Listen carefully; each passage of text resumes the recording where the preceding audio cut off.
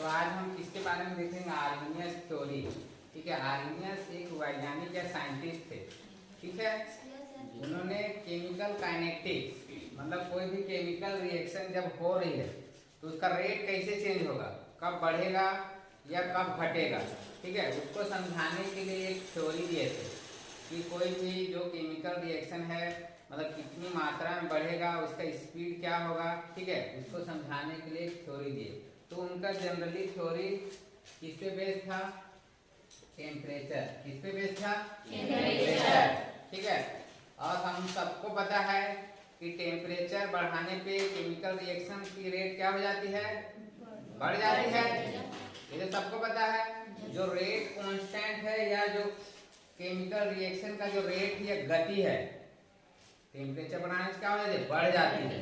तो हम एक लाइन में क्या लिख सकते हैं, जो रिएक्शन रेट है वो डायरेक्टली प्रोपोर्शनल किसके होता है, टेम्परेचर। ठीक है, जितना ज्यादा टेम्परेचर बढ़ाते जाएंगे वो रिएक्शन रेट क्या होगी, बढ़ते जाएगी। क्या होगी, वो बढ़ते जाएगी। रिएक्शन रेट को किससे दिखाते हैं हम लोग, के से। तो के डायरेक्टली प्रोपोर्शनल टू क्या हो जाएगा, टी। टी मतलब टेम्परेचर। तो ऐसा, तो आर्मीनियस जो साइंटिस्ट है उन्होंने क्या बोला कि जैसे जैसे हम टेम्परेचर बढ़ाते हैं और रिएक्शन रेट क्या हो जाता है, बढ़ते जाते हैं। ठीक है, और अगर हम टेम्परेचर बहुत ज्यादा इंक्रीज करेंगे तो जो रेट होता है वो 4 गुना बढ़ जाता है। कितना गुना बढ़ जाता है, 4 गुना। तो इसी को समझाने के लिए जो आर्मीनियस थे उन्होंने एक थ्योरी दिया कि रेट कैसे बढ़ता है या कैसे इंक्रीज होता है। तो उसके लिए उन्होंने एक इक्वेशन भी दिया था। इक्वेशन क्या था, K equal to a e minus e upon R T. इसको आर्मीनियस इक्वेशन या आर्मीनियस समीकरण भी बोलते हैं। इसको बाद में डिटेल में समझेंगे, हम थ्योरी बस पढ़ेंगे। इसको क्या बोला जाता है, आर्मीनियस जो वैज्ञानिक थे उन्होंने ये इक्वेशन या समीकरण दिया था, इसलिए इसका नाम क्या होता है, आर्मीनियस इक्वेशन या आर्मीनियस समीकरण। हिंदी में क्या बोलेंगे, आर्मीनियस समीकरण। तो देखो इनका जो इक्वेशन था किस पे बेस्ड था, सबसे ज्यादा फोकस किस पे किया, टी मतलब टेम्परेचर। ये क्या होता है, कल बताया था क्या होता है, ये किसको दिखाते हैं, ये किसका सिंबल है, हाँ, एक्टिवेशन एनर्जी। इसीलिए बोलता हूँ पूरा खत्म, लेकिन तुमको पता नहीं चला लास्ट में क्या हो। कल कितना बार लिखवाया हो कि नहीं, ये क्या है, एक्टिवेशन एनर्जी। अब के तो क्या है, रेट कांस्टेंट, और ये क्या है, इसको फ्रीक्वेंसी फैक्टर बोलते हैं या आर्मीनियस एक कांस्टेंट, ये नियतांक है कांस्टेंट, तो इसको फ्रीक्वेंसी फैक्टर भी बोलते हैं, फैक्टर बोलते हैं। और एक तरह का क्या है, कांस्टेंट या नियतांक। तो इसको समझाने के लिए उन्होंने एक इक्वेशन दिया था और इसके बाद एक थ्योरी दिया। ठीक है, एक थ्योरी या सिद्धांत के थ्रू इन्होंने समझाया। तो इनका जो थ्योरी था बेस किस पे था, अच्छा, और एक चीज का छूट गया, आर। आर क्या होता है, क्या होता है, गैस कांस्टेंट। क्या होता है, गैस कांस्टेंट। इसका मान कितना होता है, किसी को पता है, बता चुका हूँ पिछले क्लास में। क्या होता है आर का मान, 8.314 जूल पर केल्विन मोल। ठीक है, 8.314। अगर आर का मान पूछा जाए तो कितना होता है, 8.314। याद रखना चाहिए तुमको, न्यूमेरिकल क्वेश्चन में तुमको पता रहेगा तो ही आर का मान रख सकते हो, 8.314। तो इनका इक्वेशन या समीकरण क्या है उसको हम इसके बाद पढ़ेंगे। अभी हम क्या पढ़ेंगे, आर्मीनियस थ्योरी।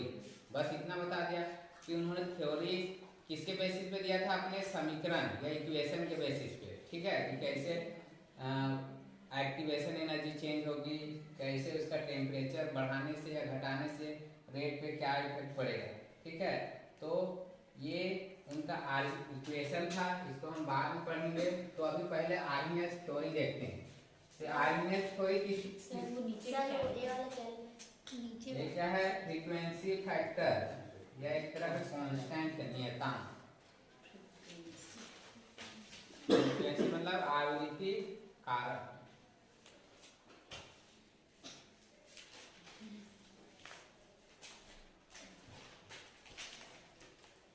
तो पहला पॉइंट देखेंगे, कुछ क्या क्या बताया। तो पहला पॉइंट,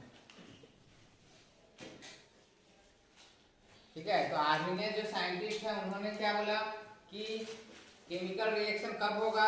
तो उन्होंने क्या बोला कि जितने भी अभिकारक या रिएक्टेंट के मॉलिक्यूल सबसे पहले जब टकराएंगे, ठीक है, एक दूसरे से टकराएंगे तो ही केमिकल रिएक्शन हो सकता है। तो पहला क्या बोला कि अगर रिएक्टेंट के मॉलिक्यूल एक दूसरे से टकराएंगे, ठीक है, तभी केमिकल रिएक्शन संभव है। जैसे जैसे देखो, मान लिया जाए ए है और ये क्या है बी, ठीक, इनको क्या बनाना है, प्रोडक्ट बनाना है पी, ठीक है। तो भाई ये तब भी रिएक्शन करेंगे जब एक दूसरे से मिलेंगे मतलब क्या होंगे, टकराएंगे। अगर मान लो देखो ये दोनों रिएक्शन करने आ रहे हैं, ये ऐसे जा रहा है, ये इधर से और बी इधर से जा रहा है, दोनों पार हो गए अपने अपने रास्ते से ऐसे, और एक दूसरे से मिले ही नहीं या टकराए ही नहीं, तो रिएक्शन होगा नहीं होगा। तो इनको एक दूसरे के आमने सामने आना पड़ेगा, ऐसे एक दूसरे से इधर जाकर टकराएंगे, एक दूसरे से क्या होंगे, जुड़ जाएंगे और क्या बनेगा, प्रोडक्ट। तो पहला पॉइंट में आर्मीनियस ने वही बोला कि यदि अभिकारक के अणु, ठीक है, या रिएक्टेंट के मॉलिक्यूल जब एक दूसरे से टकराएंगे या कलिजन करेंगे, इंग्लिश में क्या बोलते हैं, कलिजन करेंगे, तभी कोई भी केमिकल रिएक्शन हो सकता है। पहला पॉइंट समझ गया, मॉलिक्यूल को टकराना चाहिए तभी वो क्या होगा, केमिकल रिएक्शन हो सकता है। दूसरा पॉइंट,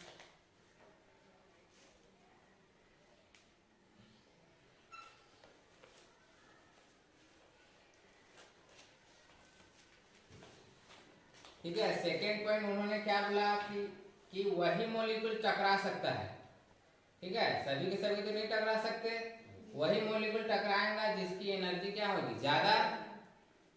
भाई जिसकी एनर्जी ज्यादा होगी तो वही ना टकराएगा, वही ना रिएक्शन करना चाहेगा, और जिसकी एनर्जी कम रहेगी वो क्या होगा, रिएक्शन नहीं करना चाहेगा। ये तो पता है ना, जिसकी एनर्जी ज्यादा होगी वही ना जाएगा टकराने के लिए, ठीक है। तो सेकंड पॉइंट क्या बोला कि वही मॉलिक्यूल क्या कर सकते हैं, टकरा सकते हैं या रिएक्शन कर सकते हैं जिनकी एनर्जी क्या होगी, ज्यादा, जिनकी एनर्जी क्या होगी, हाई होगी या ज्यादा होगी, ठीक है। और जिनकी एनर्जी ज्यादा होती है उसको क्या बोला जाता है, एक्टिव मॉलिक्यूल, सक्रिय अणु। हिंदी में क्या बोलते हैं, सक्रिय अणु, एक्टिव मॉलिक्यूल, सक्रिय अणु।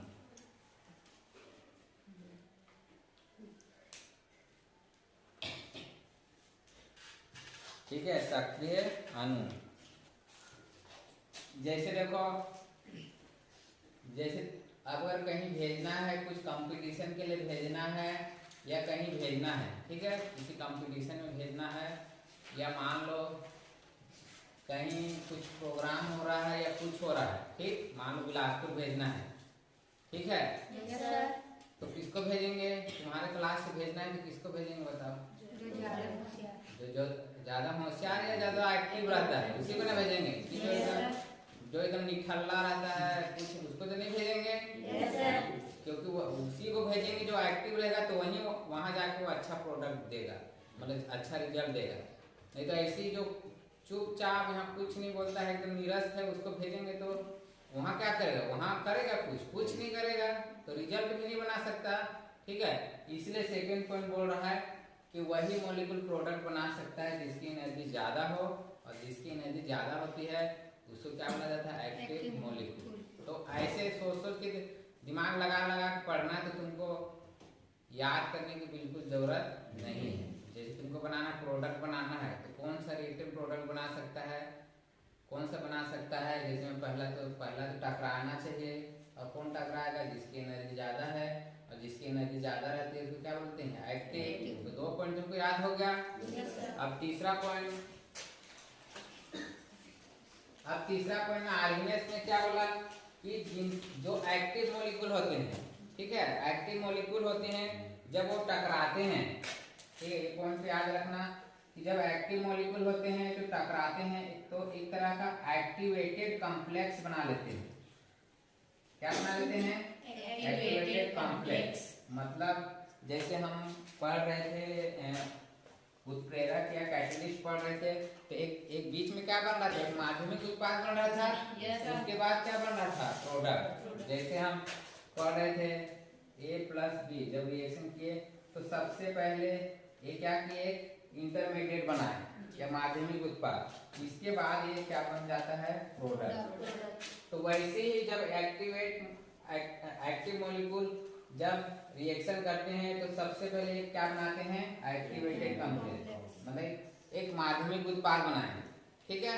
अब जब एक्टिवेटेड कॉम्प्लेक्स बन जाएगा तो वही क्या बन जाता है, लास्ट में प्रोडक्ट। वही क्या बनाएगा, प्रोडक्ट। तो थर्ड पॉइंट में इसी चीज को बताया गया कि सबसे पहले जो एक्टिव मॉलिक्यूल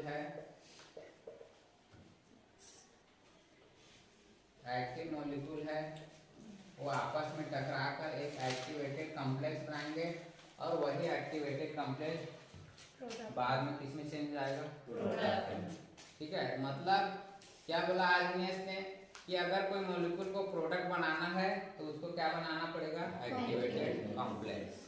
ठीक है, जैसे हम कुछ भी रिएक्शन, कुछ भी चीज़ों को जब बनाते हैं तो देखना जब प्रोडक्ट बनता है तो सीधे सीधे नहीं बनता, बीच में कुछ अलग उत्पाद बनेगा, उसके बाद वो चेंज होकर फिर जो हमारा फाइनल प्रोडक्ट रहता है वो बन जाता है। जैसे हम क्लोराइड टेस्ट कर रहे थे उस समय देख रहे थे कि पहले एकदम अलग अलग चीज बन रहा था, पहले धुआं निकल रहा था कि नहीं, क्रोमिक क्लोराइड गैस बन रहा था, जबकि हमको उसका कोई काम नहीं था, फिर भी बन रहा था। फिर उसको हम लोग क्या किए, लास्ट में प्रेसिपिटेट कर रहे थे, ठीक है, और लास्ट में फिर प्रोडक्ट बना। तो हमको बनाना था लेकिन बीच में क्या बना, अलग अलग प्रोडक्ट, तो क्या था, एक तरह का एक्टिवेटेड कॉम्प्लेक्स या माध्यमिक उत्पाद या इंटरमीडिएट। तो थर्ड पॉइंट ये हो गया एक्टिवेटेड कॉम्प्लेक्स। ठीक है,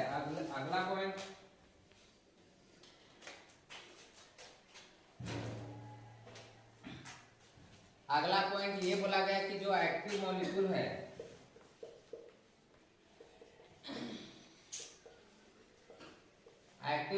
है, उनको प्रोडक्ट बनाने के लिए क्या चाहिए रहता है, एक्टिवेशन एनर्जी। क्या चाहिए रहता है, एक्टिवेशन एनर्जी। जैसे कल हम देख रहे थे कि ये देहली ऊर्जा है, ठीक है, कल हम लोग देख रहे थे देहली या थ्रेशोल्ड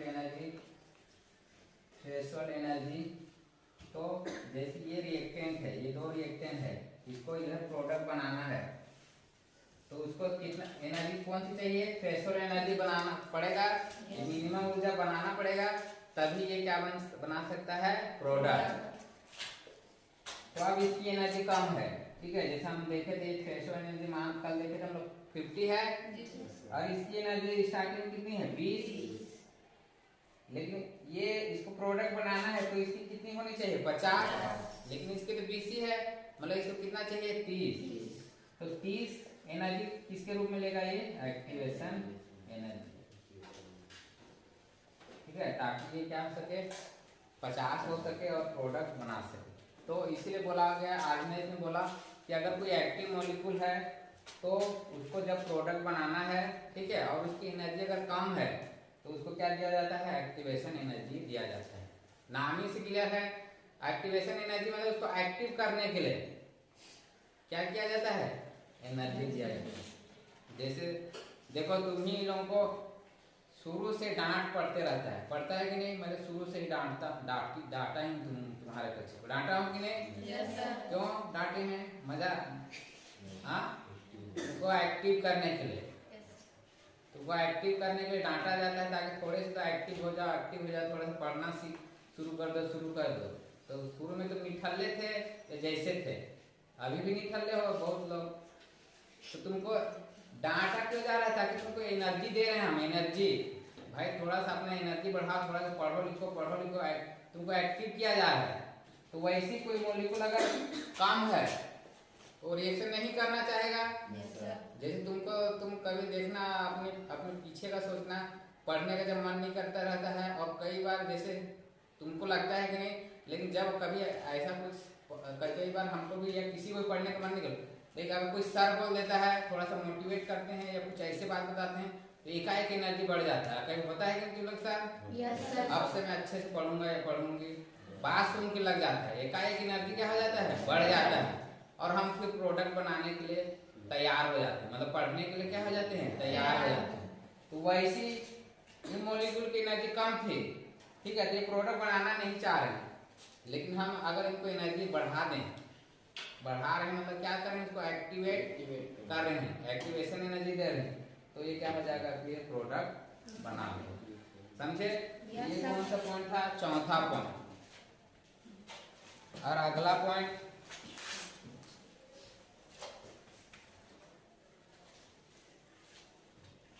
तो पांचवा पॉइंट में ये बताया गया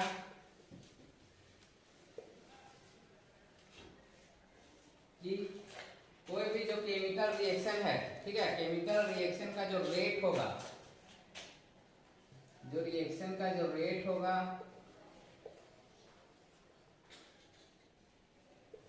वो टेम्परेचर बढ़ाने पे क्या होगा? बढ़ेगा। जैसे कि मैं शुरू में ही बताया कि जो केमिकल रिएक्शन का जो रेट होगा, वो टेम्परेचर क्या होता है? Directly proportional. जितना ज़्यादा टेम्परेचर बढ़ाते जाओगे क्या होगा? रिएक्शन रेट की गति क्या होगी? बढ़ते जाएगी, और प्रोडक्ट बनने का जो अमाउंट हो वो क्या होगा? बढ़ते जाएगा।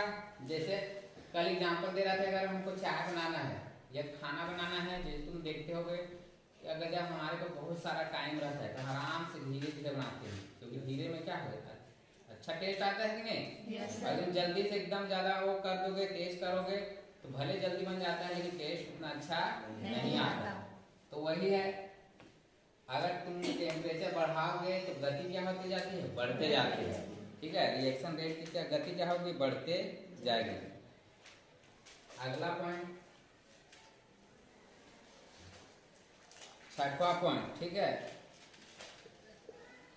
एक्टिवेशन एनर्जी की वैल्यू जितना कम होगी, ठीक है, एक्टिवेशन एनर्जी की वैल्यू जितना कम होगी, एक्टिवेटेड मॉलिक्यूल की संख्या उतनी बढ़ेगी। क्या बोल रहा हूँ, ध्यान से समझना।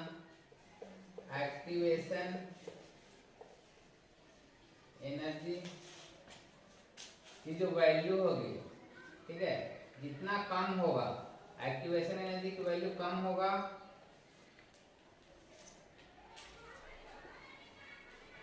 एक्टिवेशन एनर्जी की वैल्यू कम होगा, एक्टिव मॉलिक्यूल की संख्या उतनी ही ज्यादा होगी। क्या लिख रहा हूँ?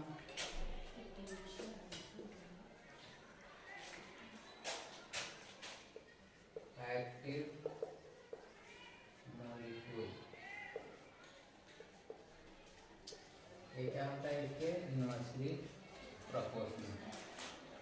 कैसे? देखो, एक्टिवेशन एनर्जी की वैल्यू कम होगा तो एक्टिव मॉलिक्यूल की संख्या क्या होगी? ज्यादा होगी। कैसे? अगर एनर्जी कम होगा तभी तो ये ज्यादा होगा। जैसे कम देखो, हम लोग एक्टिवेशन एनर्जी देख रहे थे, ये क्या था? एक तरह की एनर्जी बैरियर था कि नहीं? तो अब तुम खुद सोचो, ये इसकी ऊंचाई जितनी कम होगी, मॉलिक्यूल उतनी ही जल्दी जल्दी बनाएगा प्रोडक्ट, और उतनी ज्यादा क्या होगा? वो एक्टिव होते जाएगा, ठीक है। लेकिन ये ऊंचाई अगर ज्यादा होगा तो उतने ही मॉलिक्यूल कम पड़ेंगे। जैसे देखो, अगर कोई कंपटीशन रख देता है, ठीक है, तो कंपटीशन रख देते और यही खोंदरा का पहाड़ या वही दल्हा पहाड़, कोई सा पहाड़ समझ लो, ठीक। अब तुमको चढ़ना है, बोलते उस पार जाना है, ठीक है, तो कितने लोग रेडी होते?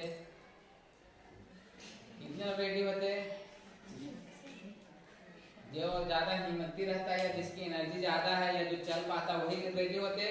सबके सब तो नहीं जाते। लेकिन अब पहाड़ एकदम कम है, पहाड़ की ऊंचाई कम है। और कोई दूसरा पहाड़ बताओ जिसकी घाट टाइप से बस है, पहाड़ नहीं है।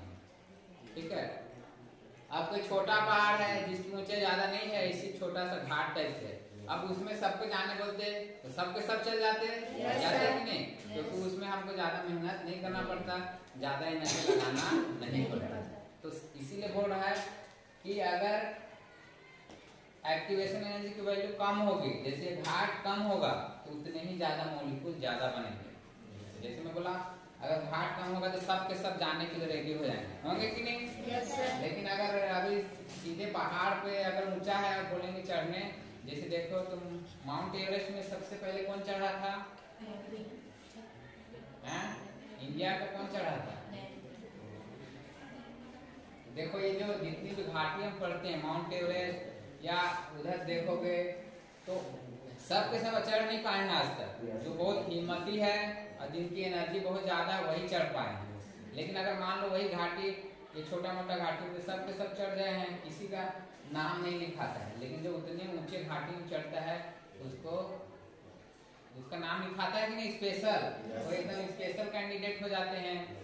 तो सेम वही केस है कि जितनी ज्यादा घाटी कम है, मतलब एक्टिवेशन एनर्जी कम होगी, तो उतनी ही ज्यादा एक्टिव मॉलिक्यूल की संख्या क्या होगी? बढ़ेगी। समझे ये पॉइंट? Yes sir. तो ये कितना पॉइंट बताया मैं? 6 पॉइंट। तो कम से कम तुम 4 पॉइंट एग्जाम के लिए तैयारी कर लेना, एग्जाम में आएगा कम से कम 4 पॉइंट। आर्हीनियस सिद्धांत क्या है समझाइए, इस टाइप से क्वेश्चन आता है। ठीक है, आर्हीनियस सिद्धांत क्या है समझाइए। तो चलो आर्हीनियस इक्वेशन को भी देख ही लेते हैं। आर्हीनियस इक्वेशन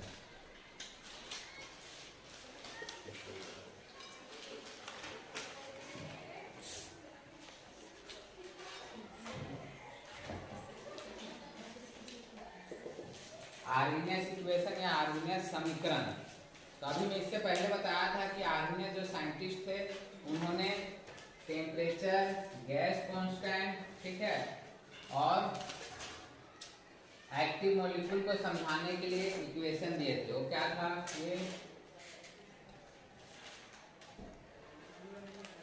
माइनस ये अपॉन आरटी ये दिया था। जो रेट कांस्टेंट होता है वो डायरेक्टली प्रोपोर्शनल होता है एक्टिवेशन एनर्जी अपॉन आरटी। अगर हम इस प्रोपोर्शनल का साइन हटाएंगे तो एक कांस्टेंट आता है। कांस्टेंट क्या लिए हम लोग? ए। क्या लिए? ए। ये भी 3 नंबर का आता है तुम्हारे एग्जाम में। आर्हीनियस समीकरण क्या है? तो इसको मान लो इक्वेशन 1, इसको मान लो इक्वेशन नंबर 2। ठीक है, इक्वेशन 2। अब इसमें हम लोग ln की वैल्यू लगाएंगे। ln तो ln a equal to ln a, ठीक है, ln a plus ln e minus ये अपॉन आरटी, ये हो जाएगा। ठीक है, ln e अपॉन आरटी।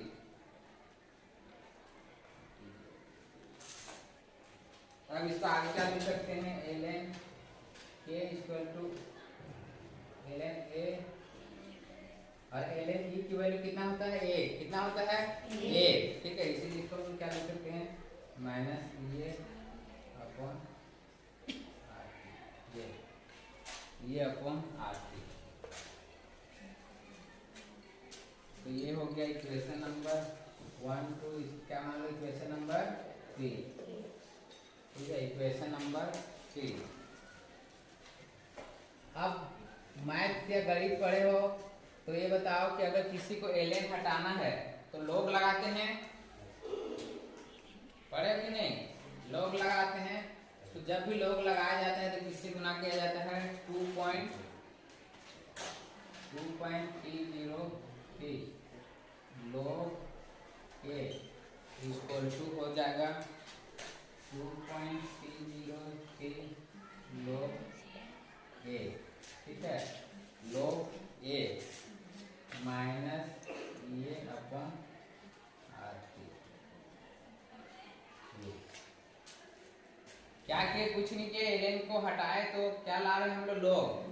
तो एलएन और लॉग अगर नहीं जानते लिख लो, क्योंकि गणित में एक रिलेशनशिप होता है कि एलएन को जब लॉग में चेंज किया जाता है 2.303 से क्या किया जाता है, गुना किया जाता है, मल्टीप्लाई किया जाता है। ठीक, अब अगले नंबर में हम क्या करेंगे, अगर हम इसकी वैल्यू ज्ञात करेंगे, इसकी वैल्यू लॉग के, तो लॉग के लिखो,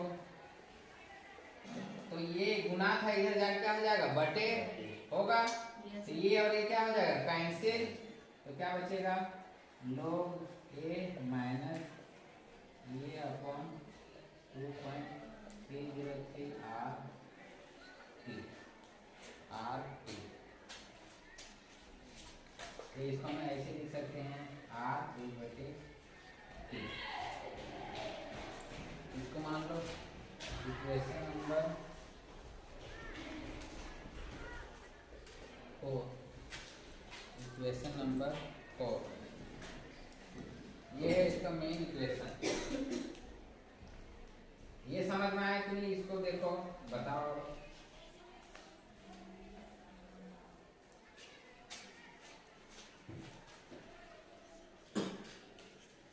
यहाँ देखो, देखो इतना यहाँ तक पता चला।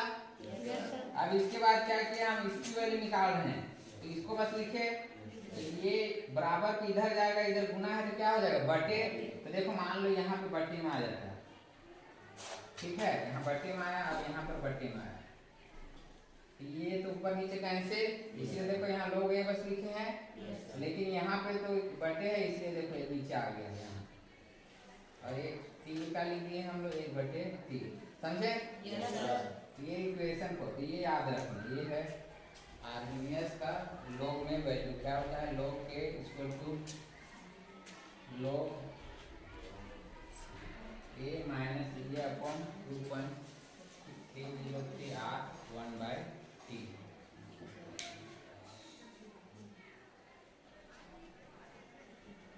ठीक है, और एक क्या लिख सकते हो, अगर दो रिएक्शन अलग अलग हो रहे हैं, ठीक है, दो रिएक्शन हो रहे हैं,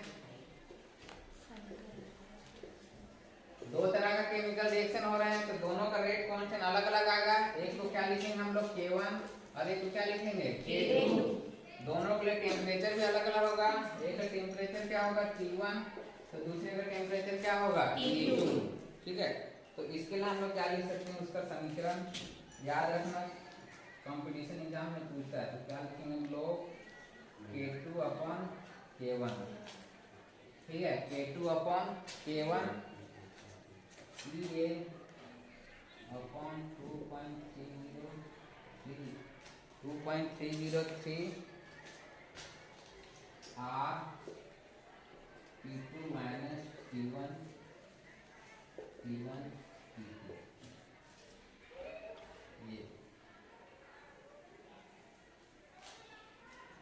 ये समीकरण या इक्वेशन का कब यूज करेंगे, जब दो रिएक्शन दिए रहेंगे, ठीक है, जब दो रिएक्शन दिए रहेंगे और दोनों के लिए अलग अलग टेम्परेचर दिया होगा, तब उस समीकरण का यूज किया जाता है।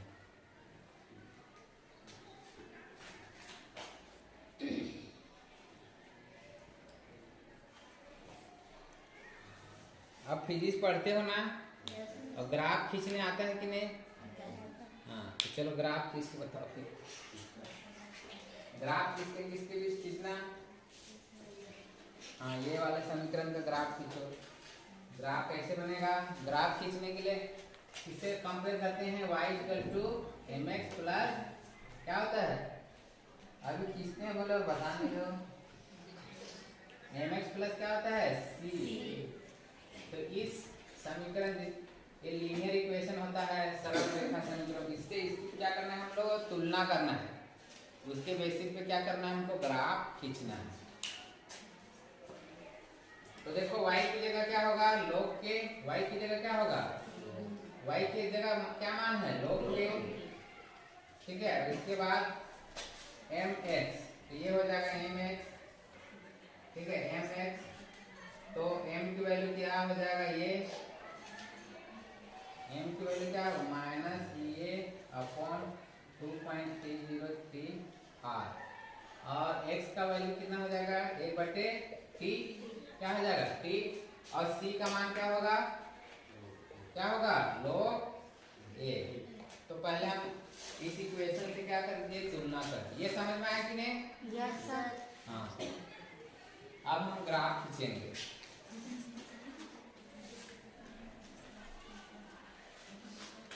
अब ग्राफ खींचेंगे तो ग्राफ हमेशा किसके किसके बीच खींचा जाता है? चलो नीलकमल बताएगा। ग्राफ हमेशा किसके किसके बीच खींचा जाता है? इस समीकरण में ग्राफ किसके किसके बीच खींचते हैं? हाँ, किसके किसके बीच खींचते हैं जी? चलो कौन बताएगा? ये जानना है तो कौन बताएगा? एक्स और वाई के बीच किसके बीच खींचते हैं? एक्स और वाई। ठीक है, तो यहाँ भी एक्स और वाई के बीच खींचेंगे तो देखो वाई कौन सा है ये, तो क्या लिखेंगे log k। यहाँ क्या हो k log k, और x कौन सा है 1/t।